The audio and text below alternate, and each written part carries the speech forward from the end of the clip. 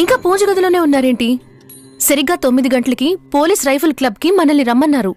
పోలీసోళ్లు question మీద question లేసి confuse చేసి నిర్దోషిని కూడా దోషిని చేస్తారమ్మా. మిమ్మల్ని ఒక్కరిని అడిగితే అనుకోవచ్చు, అందర్నీ అడుగుతారు కదా నాన్న. రహీం వాళ్ళ అమ్మా నాన్నల్ని రమ్మన్నారు. మీరు రాకపోతే మిమ్మల్ని వదలరు నాన్న.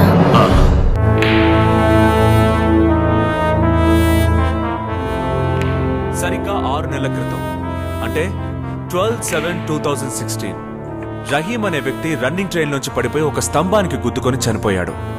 అది ఆత్మహత్య లేదా ఎవరైనా అతన్ని కావాలని తోసేశారా అనేదే ఈ కేస్. రహీం కేసును ఒక ముగింపుకు తీసుకురావడానికి ఈ కేసులో సంబంధం ఉన్న మీ అందరినీ ఇక్కడికి పిలిపించాను.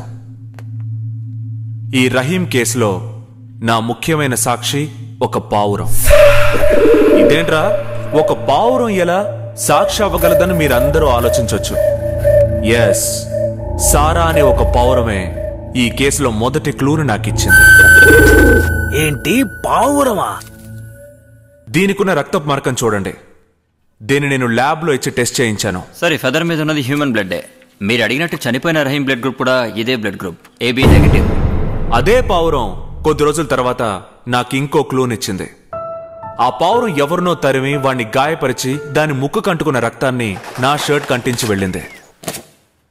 దీన్ని కూడా ల్యాబ్ లో టెస్ట్ చేయించాను. ఈ షర్ట్ మీద ఉన్నది human blood and it's O positive PRBC component. చనిపోయిన Rahim blood group AB negative అయితే మరి O పాజిటివ్ ఎవరిదే? డెఫినెట్ గా హంతకుడిదే అయి ఉంటుంది. Correct. So Rahim has been killed by someone. రహీంని చంపింది ఎవరు? వాడి పేరు డేవిడ్. గుడ్డివాడిలా వేషం వేసుకుని రహీం వెళ్ళిన అదే ట్రైన్లో వాడు వెళ్ళాడు. తెలివిగా రన్నింగ్ ట్రైన్లో నుంచి రహీంని తోసేసి చంపేశాడు. మరైతే ఆ డేవిడ్? ఇప్పుడు ఆ డేవిడ్ ప్రాణాలతో లేడు. వాణ్ణి కనిపెట్టి వాడి దగ్గర నుంచి నిజం తెలుసుకునేలోగా వాణ్ణెవరో చంపేశారు. వాణ్ణి చంపిందెవరో, అదెవరని ఇక్కడున్న ఒకరికి బాగా తెలుసు.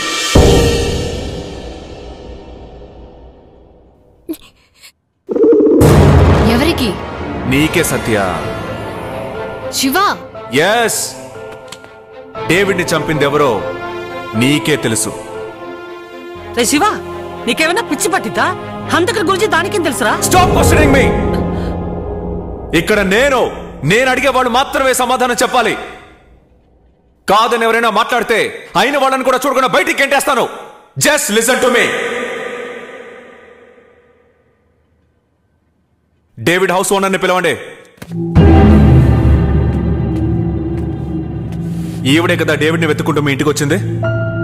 అవును సార్, 2 సార్లు వచ్చారు. వాడు ఎప్పుడు వచ్చినా నాకు వెంటనే ఫోన్ చేయండి. నా నంబర్ గుర్తుపెట్టుకోండి, 9003273426. వచ్చిన ప్రతిసారి ఏదో ఒక కోపంతోనే ఈవిడ వాడిని వెతుక్కుంటూ వచ్చారు సార్. వాడు రాగానే నాకు ఇన్ఫార్మ్ చేయండి. నాకు ఫోన్ చేయడం మర్చిపోవద్దు. డేవిడ్ చివరిగా ఇంటికి వచ్చిన విషయాన్ని మీరు ఈవిడికి చెప్పారా? అవును సార్, చెప్పాను. You can go. వస్తాను సార్. ఇప్పుడు చెప్పు సత్య, డేవిడ్ని వెతుక్కుంటూ నువ్వెందుకని వాడి ఇంటికి వెళ్ళావు? వాడిని పిలవండి.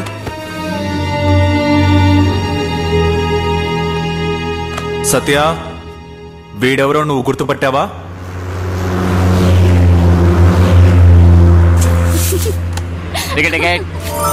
మేడం, ఈ డబ్బులు పడిపోయాయి.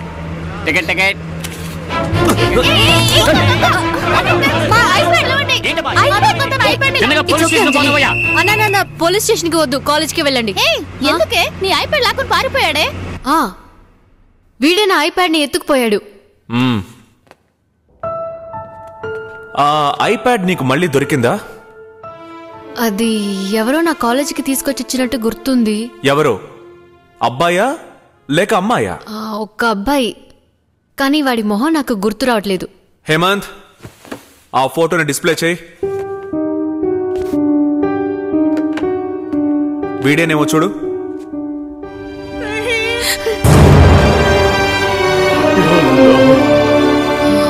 వీడే రహీం, హత్య చేయబడ్డ రహీం. దొంగిలించబడ్డ నీ ఐప్యాడ్ ని ఆ రోజు నీకు తీసుకొచ్చి ఇచ్చింది వీడే. మదద్ కరియో అల్లాహ్.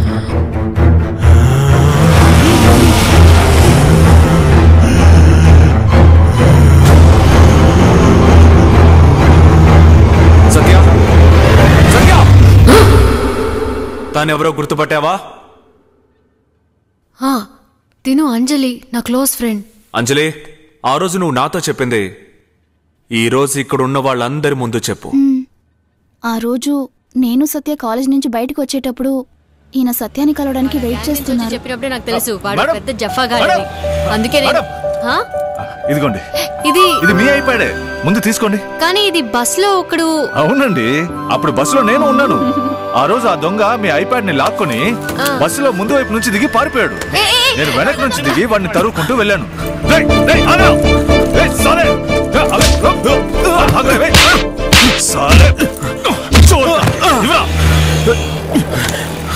వాడిని చితకబాది ఐప్యాడ్ ని తీసుకుని వచ్చి చూసేసరికి బస్ వెళ్ళిపోయింది.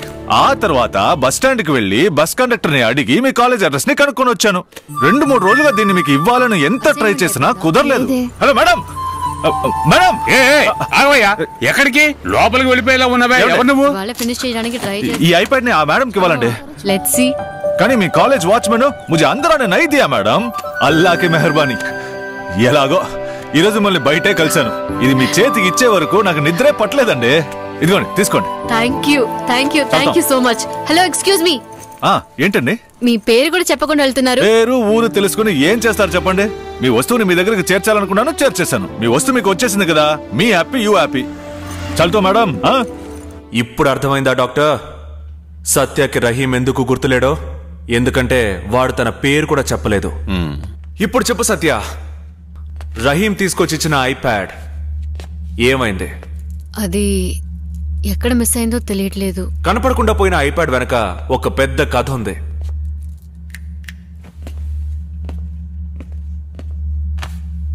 వీణి గుర్తుపట్టావా? ఎన్నోసార్లు చెప్పొచ్చు కొడతానని చెప్పినా సిగ్గు లేకుండా నా వెంట పడింది వీడేనండి. నువ్వు వీణ్ణి చివరిగా ఎప్పుడు చూసావు? వీడిని అసలు ముందెప్పుడు చూసానో గుర్తుంటేనే కదా చివరిసారి ఎప్పుడు చూసానో గుర్తుండటానికి. నువ్వెప్పుడు సత్యాన్ని చివరిగా చూసావు? తను రహీంని తన ఐప్యాడ్ లో ఫోటో తీస్తున్నప్పుడు సార్. ఏంటి? తన పేరు కూడా చెప్పకుండా వెళ్ళిపోయిన రహీంని తనెప్పుడు ఫోటో తీసింది? తీశారు సార్. ఆవిడది మర్చిపోయి ఉండొచ్చు, కానీ నేను మర్చిపోలేదు. హలో, ఎక్స్క్యూజ్ మీ, ఒక్క నిమిషం. ఏం చేస్తున్నారు? ఏం లేదండి, మీరు వెళ్ళండి. వీణెందుకే ఫోటో తీయమన్నా? అమ్మాయిల దగ్గర పేరు కూడా చెప్పడానికి భయపడే పిరికి వాడని ఫేస్బుక్ లో పెడదాం. ఆ రోజు రహీంని సత్య తీసిన ఫోటో ఇదిగో ఇదే. అది నా కూతురు తీసిన ఫోటోనని ఎలా చెప్పగలరు? రహీం షర్ట్ కున్న ఆ కూలర్స్ ని చూడండి. హేమంత్, ఆ ఫోటోని జూమ్ చేయి. ఈ కూలర్స్ లో కనిపించేది సత్య రిఫ్లెక్షన్. ఈ ఫోటో ఆధారంతోనే సత్యకి ఈ కేసులో సంబంధం ఉందని నేను తెలుసుకున్నాను. ఆ ఐప్యాడ్ ఇవ్వండి. సత్య, నువ్వు కనపడకుండా పోయిందని చెప్పిన ఐప్యాడ్ ఇదే కదా? అవును. నేను డేవిడ్ ఇంటిని సర్చ్ చేసినప్పుడు నాకు ఈ ఐప్యాడ్ దొరికింది.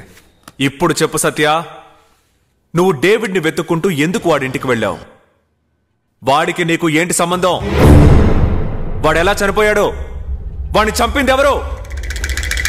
నిన్నే అడుగుతున్నాను.